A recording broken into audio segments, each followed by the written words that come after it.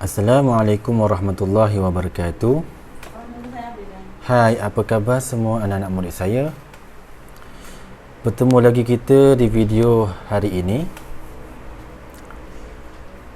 Baik, saya hari ini akan mengajarkan kamu subjek Tauhid. Pelajaran 1. Beriman kepada malaikat.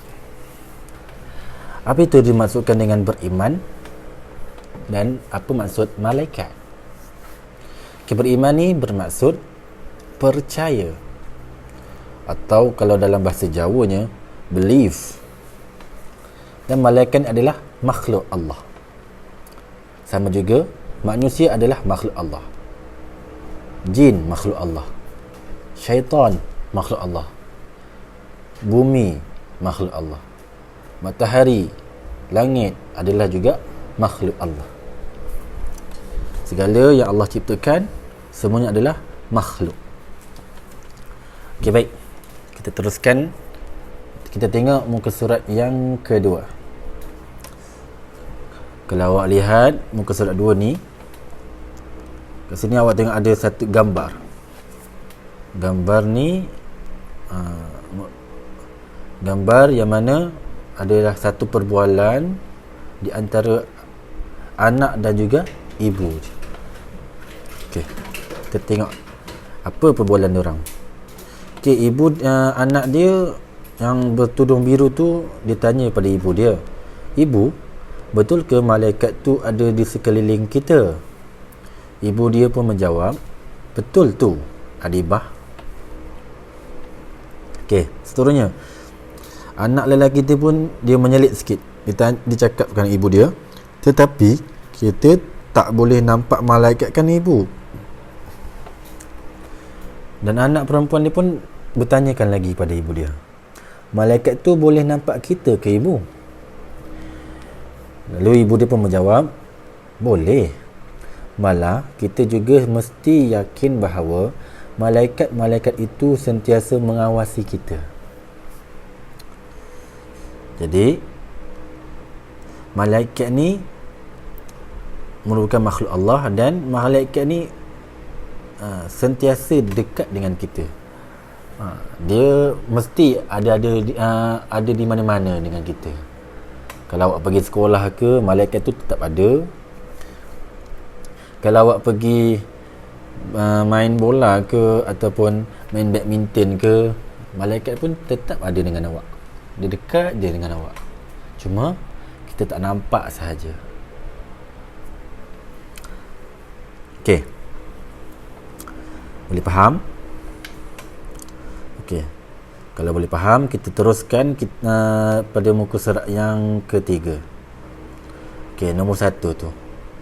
Erti beriman ialah percaya dengan yakin sepenuh hati, menyebut dengan lidah dan melakukan dengan perbuatan.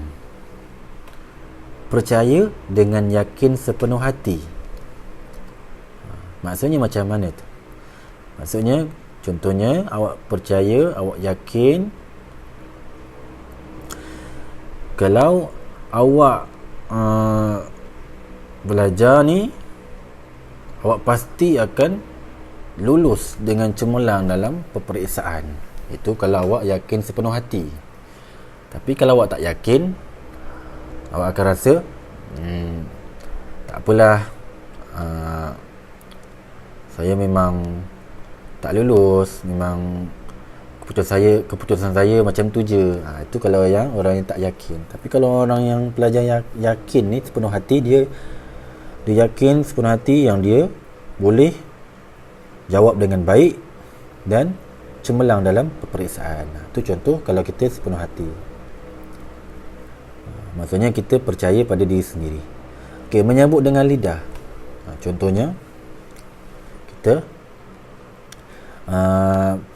mengucap 2 kalimah syahadah. Contoh, asyhadu alla ilaha illallah wa asyhadu anna muhammadar rasulullah. Itu adalah lafaz, iaitu menyebutlah dengan lidah. Kalau belum menyebut dengan lidah, maksudnya lafaz. Asyhadu alla ilaha illallah wa asyhadu anna muhammadar rasulullah. Aku bersaksi bahawa tiada Tuhan selain Allah dan aku bersaksi bahawa Nabi Muhammad itu pesuruh Allah. Jadi kita lafaz dengan lidah kita.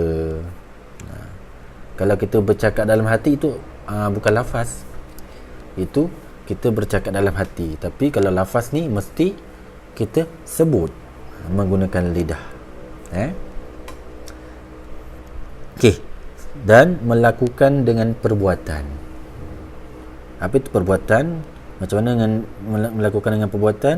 Contohnya kita terjemahkan kita punya kepercayaan kita dengan perbuatan ibadah, solat, ataupun kita bersedekah.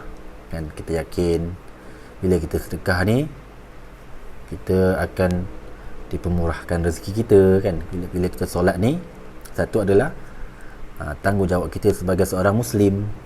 Kita yakin. Jadi macam mana kita nak yakin? Dengan perbuatan. Kita buatlah ibadah-ibadah yang Allah perintahkan. Boleh faham?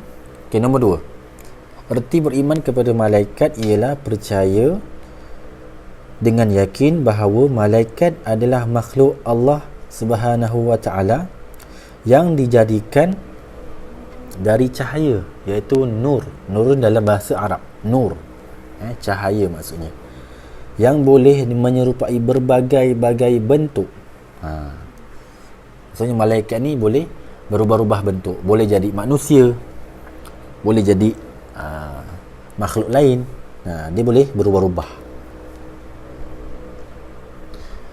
Dan sentiasa taat kepada Allah Subhanahu wa ta'ala, serta tidak pernah ingkar kepadanya. Macam contoh malaikat Raqib Atid. Raqib Atid ni malaikat yang mencatat kebaikan dan kejahatan.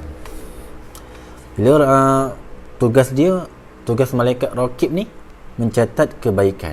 Segala kebaikan yang kita buat dia akan catat. Kalau dia tak buat, malaikat tak catat. Maksudnya amanah. Maksudnya kat sini malaikat ni seorang yang amanah. Dia tak akan tipu. Dia tak akan kelentong. Kan? Kalau bahasa kita pakai lentong. Dia tak akan tipu. Dia akan amanah. Kalau buat. Kalau tak buat, tak buat. Macam tu juga malaikat Atid, mencatat kepada kejahatan. Kalau kita buat jahat, malaikat Atid akan catat kejahatan kita. Kalau tak buat jahat, takkan nak catat, kan. Jadi itu namanya malaikat yang sangat amanah, yang tak pernah ingkar tanggungjawab dia. Okey, seterusnya 3.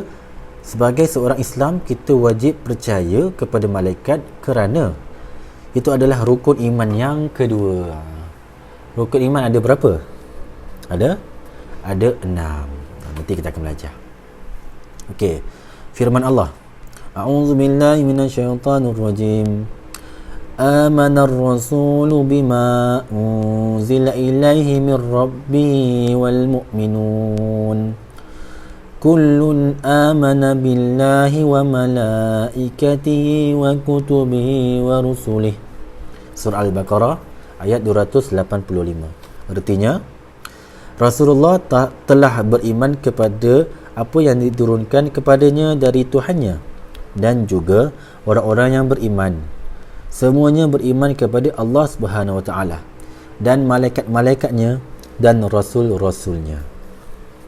Jadi firman Allah pun dah mengatakan kat sini, semua makhluk yang ada kat muka bumi ni semuanya beriman kepada Allah. Rasul beriman kepada Allah. Orang-orang yang terdahulu, maksudnya zaman-zaman dahulu, daripada zaman Nabi Adam sampailah sekarang. Jadi mereka pun beriman kepada Allah dan juga malaikat dan rasulnya. Semuanya beriman kepada Allah. Okay, cukup setakat itu untuk hari ini. InsyaAllah kita akan bertemu lagi di video yang akan datang, insyaAllah. Assalamualaikum warahmatullahi wabarakatuh. Semoga bermanfaat.